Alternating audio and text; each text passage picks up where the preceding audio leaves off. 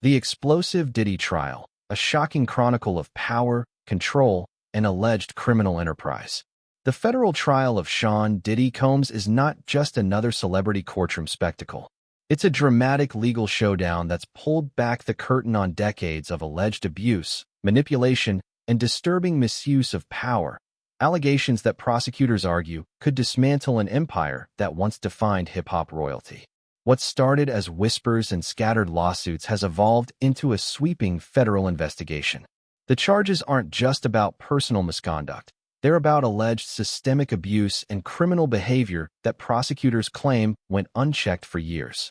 As this courtroom drama unfolds, it's become clear this isn't just a trial of one man. It's a reckoning for an entire industry. The trial begins. Jury selection and opening statements. The trial kicked off on May 5th with the careful selection of a jury. 8 men and 4 women were chosen to hear what is shaping up to be one of the most complex and emotionally charged celebrity trials in recent history. Both legal teams knew the stakes. Every move would be scrutinized, every word weighed. Prosecutor Emily Johnson wasted no time in setting a stark tone for the proceedings. The evidence will show that Sean Combs wasn't just a music executive, she began. He led a network that used manipulation, intimidation, and exploitation to maintain power and silence dissent. She detailed a case in which Combs and his inner circle allegedly orchestrated a covert operation designed to control those around him through fear and influence. But Diddy's defense team, led by attorney Tenny Garagos, presented a very different story. Garagos acknowledged Combs' flaws, his temper, his volatile relationships, but argued that the prosecution was twisting messy breakups and bad choices into something far more sinister. This isn't about crime, she told jurors. It's about regret, money, and vendettas. Before we continue, please like and subscribe. It helps a lot. Now back to the trial. Cassie Ventura's devastating testimony. Then came one of the trial's most gut-wrenching moments. The testimony of Cassie Ventura, Diddy's former partner. Over the course of 4 emotionally charged days, Cassie painted a picture of a toxic, controlling relationship that allegedly lasted over a decade. She spoke of being coerced into troubling situations, what the prosecution described as orchestrated events designed to manipulate and humiliate. Her voice trembled as she recalled how her autonomy slowly eroded under Combs' influence. He controlled everything, my schedule, my money, even what I ate, she said. Cassie alleged that he exploited her dependency, isolating her from friends and family while maintaining near-constant surveillance. Perhaps the most damning moment came when prosecutors played surveillance footage from 2016, showing a physical altercation between Combs and Ventura. In the grainy hotel video, Combs is seen grabbing Cassie and pulling her to the ground. That footage echoed earlier testimony from hotel staff who claimed they witnessed similar incidents. Under cross-examination, Combs' lawyers tried to chip away at Cassie's credibility. They pointed to affectionate text messages and referenced a previous settlement she had received.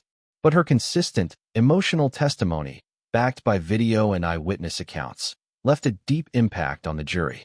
The system behind the special events. The courtroom then turned its focus to what prosecutors described as a disturbing pattern of organized behavior. Multiple witnesses testified about a series of exclusive, invitation-only events that allegedly served as vehicles for Combs' manipulation. Former assistant David James testified about his role in preparing these private gatherings. "I'd get the list, champagne, lighting, outfits, and whatever Mr. Combs needed," he said. It was all carefully planned. He claimed that entire teams of staff were often tasked with setting up rooms, running errands, and even ensuring that certain individuals were present at these parties. One of the most chilling testimonies came from Sheree Hayes, a man who attended several of these events.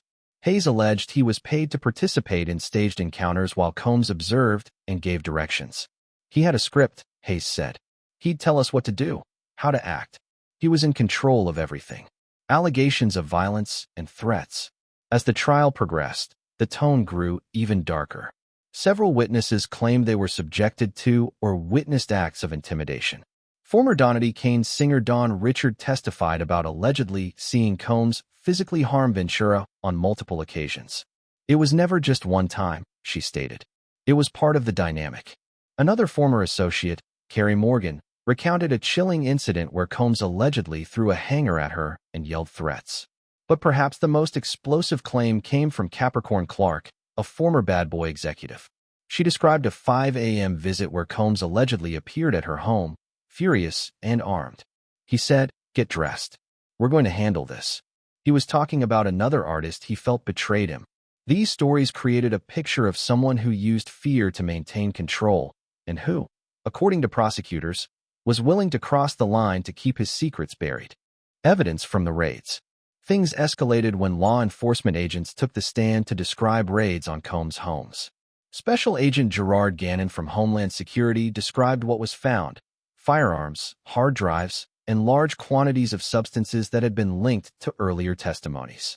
One item of note was a designer bag filled with various materials, which later tested positive for multiple controlled substances.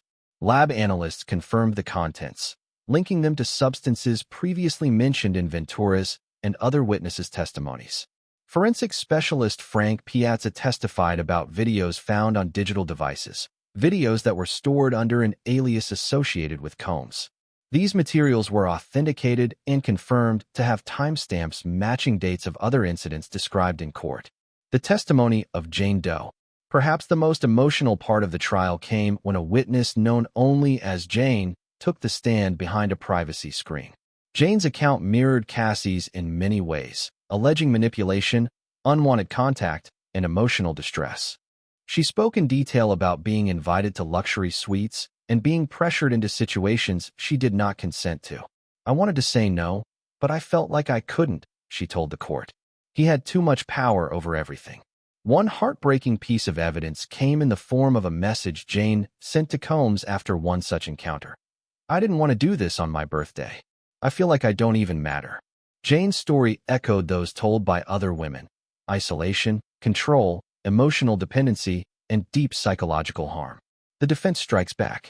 Despite the weight of the prosecution's case, Combs' legal team remained aggressive.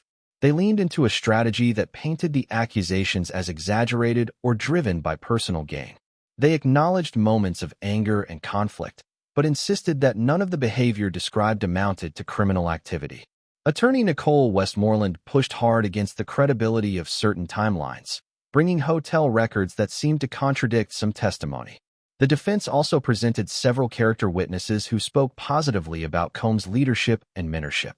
But the challenge remained steep. The emotional impact of the prosecution's case, backed by video, digital evidence, and multiple consistent accounts, cast a long shadow. An industry on trial. Beyond the legal implications, this case is forcing an entire industry to take a hard look at itself. Labels have quietly severed ties. Streaming platforms have pulled curated playlists. Former collaborators and executives are now facing questions of their own. This trial has unearthed not just individual wrongdoing, but an entire structure of enablers, assistants, bodyguards, and business partners who may have turned a blind eye for years. For many, the Combs trial is a wake-up call that accountability can no longer be optional. What lies ahead? As the trial enters its final weeks, here's what to watch for. New witnesses are expected to take the stand. Financial records may reveal more about settlement patterns. The possibility remains that Sean Combs could testify himself. Both sides are building toward their final arguments, the prosecution aiming to prove an organized system of abuse, and the defense arguing that this is a case of character assassination. Final thoughts, a moment of reckoning. What happens in this courtroom could reshape the entertainment world. The Diddy trial isn't just about a single celebrity, it's about power, silence, and the people who've had to live in the shadows of both. Regardless of the verdict, this trial has become a cultural flashpoint. It has peeled back the image of a mogul and revealed a complex, troubling story that the world can no longer ignore. This is not the end, but it may be the beginning of a new chapter in how we understand power and accountability in the public eye. Thank you for watching. If you like celebrity drama and behind the scenes, like and subscribe to stay up to date with our videos.